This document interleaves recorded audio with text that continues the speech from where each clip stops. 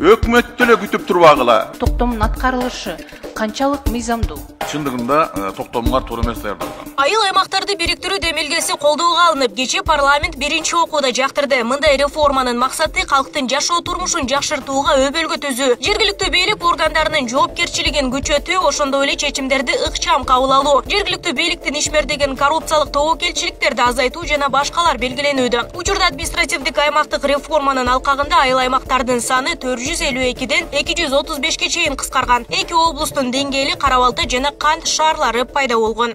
452 муниципалитет айыл аймактар болсо мурун азыр 235 болду.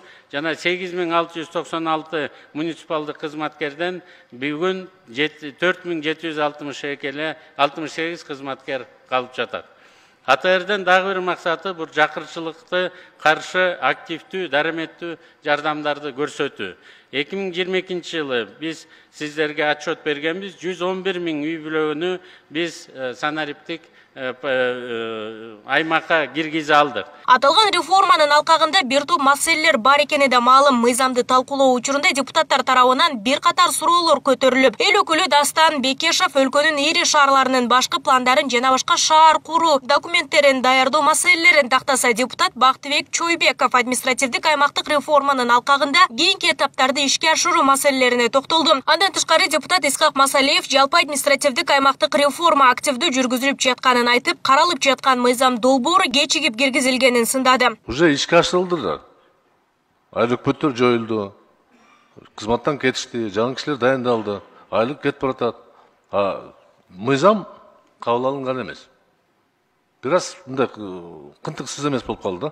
Мен ошол сын пикирди айткам да.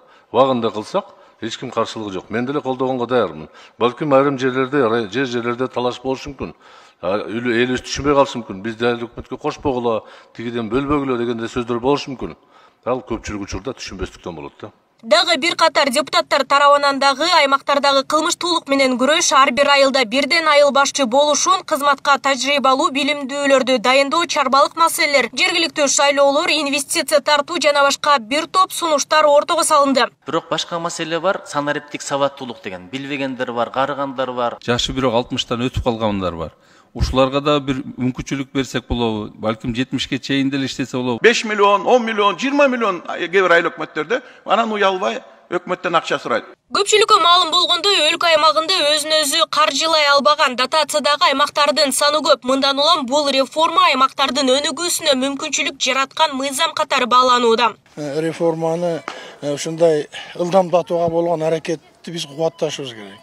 Башка маселе мына кичи жогорку кеңеште дагы ошо мыйзам талкуулап атканда абдан чоң баягындай пикирлер айтылбадыбы? Башка маселе адам субъективдүү фактор болбош керек да. Ким билеги күчтүү болсо, айылын сактап калган аракет кылып аткандар болуп атыптыр. Аны эми көрүп атпайбыз, аралашып эле жүрөбүз. Ошондуктан бул жерде абдан катуу саясат болуш керек. Аны менен катар айыл кыштактарга адамдардын ысымдарын ыйгаруудан алыс болуу сунушу да берилди. Жогорку кеңештин төрагасы Нурланбек Шакиев бул тууралуу аталган мыйзамды талкуулоо учурунда маалымдады. Мына Аксы районунда бардык айыл өкмөттөрдү биз адам атынан кетип, жер суунун атынан атадык. Сары Челек, Каракамыш, Коштөбө, Үч Коргодо эч нааразычылык жок. Бардык жерде. Ошон үчүн кайсы жерде адам менен атаган жерде ызычуу көп. Биздин кыргыздын атактуу, татыктуу уул кыздарыбыз көп экен, бирок баарына жетпейт экен ат. Ошон үчүн эң башкысы ушу айыл жерлерин ушу адам атынан, жер суунун атынан эле өтсөк, тарыхыяттарын сактап калсак жакшы болмок. Мисалы үчүн Түз жылга деген айыл бар.